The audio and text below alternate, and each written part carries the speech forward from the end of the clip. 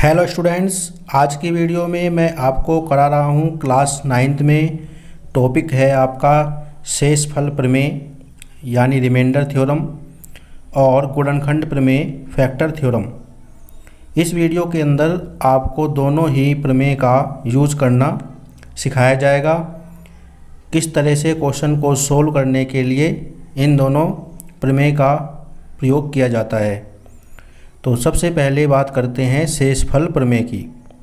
माना px एक बहुपद है जिसकी जो घात है वो क्या है, 1 से बड़ी है या 1 के बराबर है, और a एक वास्तविक संख्या है।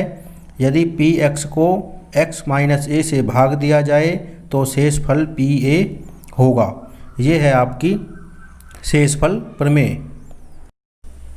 सूत्र होता है भाज्य बराबर भाजक गुणा भागफल प्लस शेषफल। Dividend is equal to divisor into quotient plus remainder. तो यहाँ पर जो x है वो आपका क्या है, शेषफल, और शेषफल की जो घात होती है वो हमेशा भाजक की घात से कम होती है, यानी रिमाइंडर की जो घात होगी वो डिवाइजर से कम होगी। यहाँ पर hx एक कांस्टेंट टर्म है यानी अचर पद है। इस प्रकार से यदि बहुपद px को x - a से भाग किया जाए तो शेषफल सदैव pa के बराबर होगा, जो px में x बराबर a रखने पर प्राप्त होता है।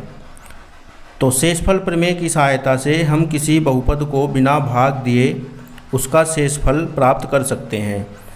तो चलिए एक क्वेश्चन को सोल्व करते हैं और देखते हैं कि किस प्रकार से शेषफल प्रमेय का उपयोग क्वेश्चन के अंदर किया जाता है। ये आपके सामने एक क्वेश्चन है, इसको हम सोल्व करेंगे शेषफल प्रमेय से। px बराबर 4x की घात 3 - 3x स्क्वायर प्लस 2x - 4 को x - 4 से भाग देने पर प्राप्त शेषफल को शेषफल प्रमेय से ज्ञात कीजिए। तो इसके बाद मैं आपको इसको जो सिंपल डिवीज़न है उससे भी करके दिखाऊंगा। तो सबसे पहले हम कर लेते हैं इसको शेषफल प्रमेय से। तो यहाँ पर जो हमारी px यानी पोलिनोमियल है उसको लिखेंगे 4x की power 3 - 3x square plus 2x - 4। तो शेषफल प्रमेय में हम क्या करते हैं, x - 4 बराबर 0 इसमें हम रखेंगे। शेषफल प्रमेय से बहुपद px में x - 4 बराबर 0 या x बराबर 4, ये माइनस उधर जाके प्लस हो जाएगा तो x की वैल्यू आ गई 4। x बराबर 4 रखने पर put x is equal to 4 in the polynomial px। तो x की वैल्यू को हम इसमें पुट करेंगे तो हमारा जो शेषफल है वो आ जाएगा।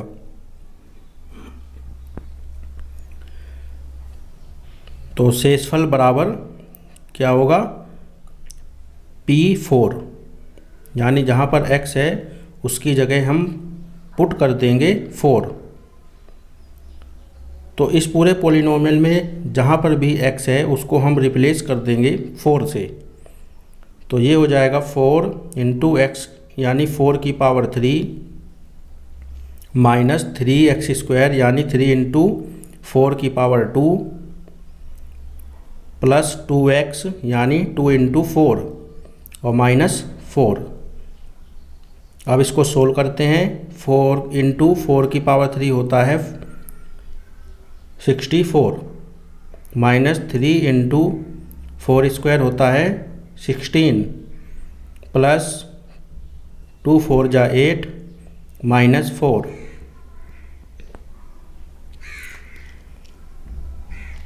अब यहाँ पर मल्टीप्लाई करेंगे 4 × 64, तो ये आ जाएगा 4 × 4 = 16, 1 कैरी 24 और 1 25 माइनस 16 × 3 48, और यहाँ पर 8 - 4 जो है वो जाएगा 4। अब 256 - 48 तो ये आ जाएगा 8 0 2 208 प्लस 4। अब इन दोनों को ऐड कर देंगे तो ये हो जाएगा आपका आंसर 2 1 कैरी और 212। तो ये देखिए हमने बिना डिवाइड किए इसका जो शेषफल है उसको ज्ञात कर लिया है। तो ये है आपकी शेषफल प्रमेय, किस तरीके से आपको इसको क्वेश्चन में यूज करना है। अब मैं इसको आपको डिवाइड करके दिखाऊंगा और फिर हम चेक करेंगे कि शेषफल सेम आता है या नहीं। तो ये देखिए जो डिवाइड वाला हमारा रूल है, जैसे हम सिंपल नंबर की डिवाइड करते हैं उसी तरीके से हम पॉलिनोमियल की डिवाइड करेंगे। तो इसे करने का तरीका है, जो हमारा फर्स्ट टर्म है इसको पहले डिसेंडिंग ऑर्डर में लिख लेना है। तो ये सबसे पहले डिसेंडिंग ऑर्डर में ही है। अब हमें 4x की पावर 3 बनाना है और यहाँ पर है x। तो क्या करते हैं, एक तो 4 और x स्क्वायर, क्योंकि x है और हमें बनाना है x3, तो ये x स्क्वायर की मल्टीप्लाई इसमें हो जाएगी। ठीक है, तो ये हो गया 4x की पावर 3 और डिवाइजर के साथ 4 भी है तो इसकी मल्टीप्लाई 4 के साथ भी होगी। तो ये हो जाएगा -4 4 जा 16 x स्क्वायर। उसके बाद सेम जैसे डिवाइड में होता है, अब इसको माइनस करेंगे तो साइन चेंज हो जाते हैं इसके। तो 4x स्क्वायर ये माइनस हो गया और यहाँ पर आ जाएगा प्लस माइनस -16 - 3 13 x स्क्वायर। उसके बाद हम नेक्स्ट टर्म को उतारेंगे जैसा कि डिवाइड का रूल है। तो ये आ जाएगा प्लस 2x, इसको नीचे नोट कर लेंगे। अब फिर से सेम रूल हमें ऊपर फॉलो, जैसे हमने ऊपर किया था वैसे ही यहाँ पर फॉलो करना है। x है और हमें बनाना है 13x स्क्वायर, तो यहाँ पर आ जाएगा 13x। ठीक है, तो ये हो गया 13x स्क्वायर और 13x की मल्टीप्लाई 4 के साथ भी होगी। तो ये हो जाएगा प्लस माइनस -4 13 4 जा 52 इंटू x। इसके बाद माइनस और माइनस में साइन चेंज हो जाएंगे। तो ये हो गया आपका कैंसिल 0 और यहाँ पर प्लस प्लस दोनों ऐड हो जाएंगे 54x।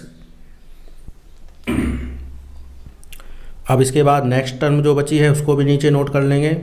तो -4, इसके बाद अब हमें 54x बनाना है और यहाँ पर है x, तो 54 की मल्टीप्लाई हो जाएगी। तो ये हो गया 54x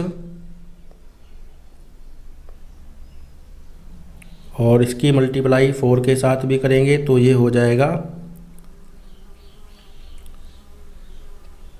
4 4 जा 16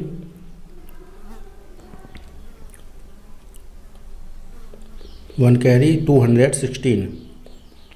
उसके बाद माइनस साइन चेंज, तो 54x कैंसिल और यहाँ पर आ जाएगा प्लस माइनस माइनस, ये हो जाएगा 212।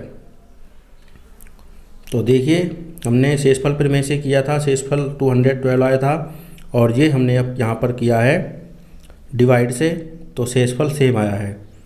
ठीक है, तो अगर क्वेश्चन में शेषफल प्रमेय से कहा है तो आपको शेषफल प्रमेय से करना है, वरना आप किसी भी मेथड से कर सकते हैं। ठीक है स्टूडेंट, तो यहाँ पर हमारा जो भागफल है यानी कोसेंट वो कितना आया है, भागफल और दूसरा शेषफल, दोनों की वैल्यू हम यहाँ पर लिख देंगे। तो भागफल हमारा आया है 4x square plus 13x plus 54, ये हो गया आपका कोसेंट यानी भागफल, और शेषफल है 212 रिमाइंडर। ठीक है, ये हो गया आपका शेषफल प्रमेय का क्वेश्चन। अब शुरू करते हैं गुणनखंड प्रमेय। इसके बाद गुणनखंड प्रमेय से क्वेश्चन को भी सोल्व करना सीखेंगे। तो गुणनखंड प्रमेय फैक्टर थ्योरम क्या है, यदि px घात n इज़ ग्रेटर देन 0 का एक बहुपद है और वास्तविक संख्या a के लिए pa बराबर 0 हो तो x माइनस a बहुपद px का एक गुणनखंड होता है। यह है आपकी गुणनखंड प्रमेय। अब सोल्व करते हैं क्वेश्चन गुणनखंड प्रमेय से, देखते हैं कि इसका यूज कैसे होता है। ये है क्वेश्चन, गुणनखंड प्रमेय से ज्ञात कीजिए कि क्या x - 2 बहुपद px बराबर x की घात 3 minus 3x square plus 4x minus 4 का एक गुणनखंड है या नहीं। तो इस तरह के क्वेश्चन को सोल्व करने के लिए सेम हमें शेषफल प्रमेय की तरह ही करना होता है।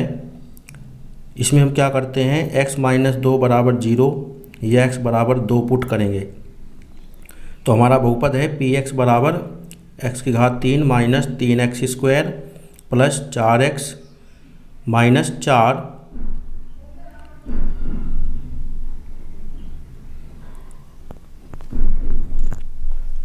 अब इसमें हम क्या करेंगे, x - 2 बराबर 0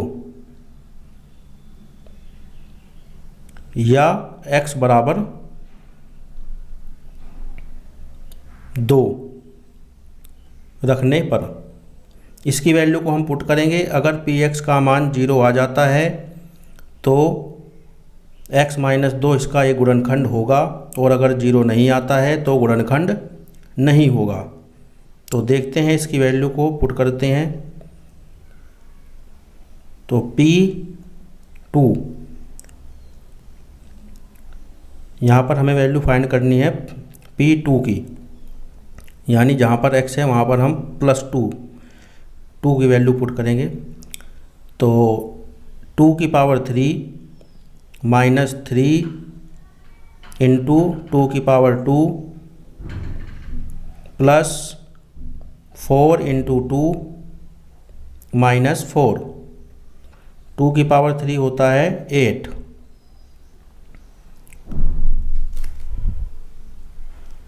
माइनस 3 इंटू 2 स्क्वायर होता है 4 प्लस 4 2 जा 8 माइनस 4।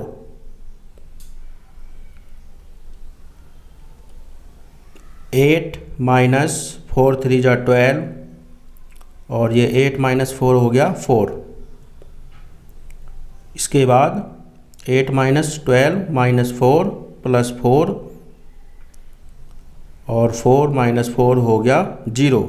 तो देखिए इसमें जो हमने वैल्यू पुट की x की, तो ये 0 आ गया, यानी शेषफल 0 आ गया है। तो इस तरीके से जो x - 2 है वो बहुपद px का एक गुणनखंड है, और अगर यहाँ पर 0 नहीं आता तो ये बहुपद का गुणनखंड नहीं होता। अतः x - 2 बहुपद px का एक गुणनखंड है। x - 2 is a factor of polynomial px। px का मतलब होता है पोलिनोमियल विद वेरिएबल x, इसलिए हम इसको शॉर्ट फॉर्म में लिखते हैं px। ठीक है स्टूडेंट, तो ये था गुणनखंड प्रमेय का यूज़। अब हम बात करते हैं कि गुणनखंड प्रमेय की सहायता से त्रिघातीय बहुपद के गुणनखंड को हम कैसे ज्ञात करते हैं। Factorization of cubic polynomials using the factor theorem. ठीक है, तो ये देखिए एक 3 घात का बहुपद है, क्यूबिक पॉलिनोमियल है, इसको सोल्व करके हमें इसके फैक्टर फाइंड करने हैं। ठीक है, तो इसके लिए हम क्या करते हैं, जो हमारा अचर पद है यानी कांस्टेंट टर्म है, इसके फैक्टर को लिख लेते हैं। अचर पद 12 के गुणनखंड। तो 12 के जो गुणनखंड हैं वो कौन कौन से होंगे, 1 1 2 3 4 5 इसका फैक्टर नहीं है, उसके बाद 6 और फिर इसके बाद 12। ये हैं 12 के फैक्टर यानी इसके गुणनखंड। इनको हम प्लस और माइनस दोनों साइन के साथ यूज करेंगे। इसकी हमें वैल्यू पुट करनी है और जिस वैल्यू में इसका पॉलिनोमियल का मान 0 हो जाएगा, तो वहाँ से हमारा एक फैक्टर फाइंड हो जाएगा, यानी एक गुणनखंड को हम प्राप्त कर लेंगे। ठीक है, तो स्टार्ट करते हैं सबसे पहले 1 से ही। तो सबसे पहले हम इसमें जो पुट करेंगे -1, तो इसका जो शेषफल होगा वो क्या होगा, p-1, यानी इसमें हमें पुट करना है -1। तो जहाँ पर भी x लिखा हुआ है वहाँ पर हम पुट कर देंगे x -1, -1 की power 3 plus 8 into -1 square plus 19 into -1 plus 12। अब इसको सोल्व करते हैं। अगर इस वैल्यू से हमारी जो शेषफल है या p-1 का मान 0 नहीं आता है तो उसके बाद फिर हम और वैल्यू पुट करेंगे। हमारे पास बहुत सी वैल्यू हैं, तो ये सोल्व होके आ गया आपका -19 प्लस 12, -1 प्लस 8 -19 प्लस 12, तो ये हो गया 8 - 1 7,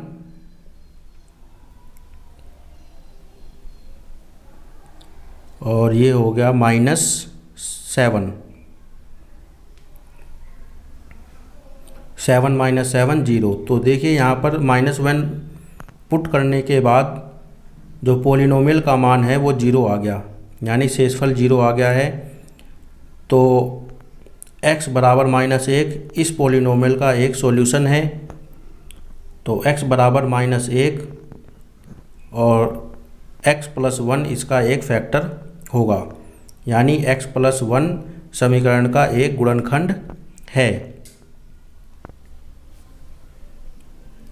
अब इसके बाद हम क्या करते हैं, इस x + 1 से इस पॉलिनोमियल को, इस बहुपद को भाग करेंगे, और भाग करने के बाद जो कोसेंट आएगा यानी भागफल आएगा उसको हम फैक्टराइज करेंगे, यानी उसके गुणनखंड फाइंड करेंगे, और वहाँ से हमारे 2 गुणनखंड निकलेंगे। तो इस तरह से टोटल मिला के 3 गुणनखंड हमारे हो जाएंगे। ठीक है, तो अब शुरू करते हैं x + 1 से दिए गए पॉलिनोमियल का डिवीज़न। ठीक है, तो x + 1 से डिवाइड करेंगे x की power 3 plus 8x square plus 19x plus 12। अभी मैंने आपको पीछे शेषफल प्रमेय वाले क्वेश्चन में डिवाइड करना भी सिखाया था, तो उसी तरीके से हम इसको यहाँ पर डिवाइड कर लेंगे। तो हमें x की पावर 3 बनाना है, तो हमने x स्क्वायर से मल्टीप्लाई कर दिया x में, और 1 में भी मल्टीप्लाई होगी, तो ये हो जाएगा x स्क्वायर। इसके बाद माइनस करेंगे तो साइन चेंज हो गए, x की पावर 3 कैंसिल, और ये आ गया 7x स्क्वायर। उसके बाद नेक्स्ट जो टर्म है उसको नीचे नोट करेंगे, और फिर से हमें पहले की तरह ही रूल फॉलो करना है। 7x स्क्वायर बनाना है, और यहाँ पर है x, तो 7x की मल्टीप्लाई हो जाएगी, तो ये आ गया 7x स्क्वायर, और 1 के साथ करेंगे तो 7x। उसके बाद माइनस करेंगे तो साइन चेंज हो जाएंगे, ये हो गया माइनस और ये भी माइनस, 7x स्क्वायर कैंसिल, और यहाँ पर बचा 12x। उसके बाद नेक्स्ट टर्म को नोट करेंगे, 12 आ गया। अब हमें x दिया हुआ है, हमें 12x बनाना है, तो मल्टीप्लाई हो जाएगी 12 की, तो ये हो गया 12x, और 12 × 12। ठीक है, तो यहाँ पर 12x भी कैंसिल हो जाएगा और 12 भी कैंसिल हो जाएगा, यानी हमारा जो शेषफल है वो 0 आ गया है। शेषफल 0 ही आना था, क्योंकि x + 1 इस बहुपद का एक गुणनखंड हम पहले सिद्ध कर चुके हैं। अगर शेषफल 0 नहीं आता है आपका यहाँ पर, तो इसका मतलब आपने कुछ ना कुछ गलती की हुई है। ठीक है स्टूडेंट, अब इसके बाद नेक्स्ट स्टेप है हमारा, जो हमारा 3 घात का बहुपद है उसको भागफल गुणा भाजक प्लस शेषफल की फॉर्म में लिखेंगे। ठीक है, तो यहाँ पर हमारा जो भागफल है वो है x² + 7x + 12। ठीक है, तो फॉर्मूला तो आपको याद होगा, भाज्य बराबर, भाज्य यानी जिसको हम भाग करते हैं, और जिस संख्या से हम भाग करते हैं वो होता है हमारा भाजक, यानी x + 1 भाजक हो गया। ठीक है, और इसके बाद भागफल यानी कोसेंट, और प्लस रिमाइंडर। तो रिमाइंडर हमारा 0 है, इसलिए यहाँ पर लिखने की ज़रूरत नहीं है। ठीक है, dividend = divisor into quotient plus remainder, ये फॉर्मूला होता है। अब इसके बाद क्या करना है, एक फैक्टर हमारा x + 1 निकल चुका है, इसको हम सेम एज लिखते चले जाएंगे लास्ट तक, और इसके हमें फैक्टर कर लेने हैं। द्विघात समीकरण के गुणनखंड करना पहले सिखाया हुआ है। अगर कोई दिक्कत होती है तो आप डिस्क्रिप्शन में से लिंक निकालकर उस वीडियो को देख सकते हैं। तो मल्टीप्लाई करके 12 आना चाहिए, प्लस माइनस करके 7, तो वे दो नंबर हैं 4 और 3। उसके बाद ब्रैकेट ओपन करेंगे तो 4x + 3x + 12। ठीक है, अगर किसी को द्विघात समीकरण सोल्व करने में दिक्कत होती है तो आप पुरानी वीडियो को देख सकते हैं और वहाँ से इसको समझ सकते हैं। x कॉमन आ गया तो क्या बचा x + 4, और यहाँ पर 3 कॉमन लिया तो क्या बचा x + 4। ठीक है, अब नेक्स्ट 2 टर्म बन गई हमारी, यहाँ से x + 4 कॉमन आ गया, तो ब्रैकेट में क्या बचेगा x + 3। ठीक है, तो ये हमारे 3 फैक्टर यहाँ पर आ चुके हैं। ठीक है, एक हो गया x + 1, दूसरा हो गया x + 4, और तीसरा हो गया x + 3। ठीक है, द्विघात का समीकरण होगा तो उसके 2 फैक्टर होंगे, 3 घात का समीकरण होगा तो उसके 3 फैक्टर होंगे। ठीक है स्टूडेंट, तो आज का ये हमारा टॉपिक था गुणनखंड प्रमेय, फैक्टर थ्योरम और शेषफल प्रमेय, रिमाइंडर थ्योरम। उम्मीद है आपको दोनों ही अच्छे से समझ में आ गए होंगे और क्वेश्चन सोल्व करने में भी आपको कोई दिक्कत नहीं होगी। ठीक है स्टूडेंट, वीडियो को लाइक, शेयर और चैनल को सब्सक्राइब करना ना भूलें। ठीक है, तो मिलते हैं नेक्स्ट क्लास में नेक्स्ट टॉपिक के साथ। Okay student.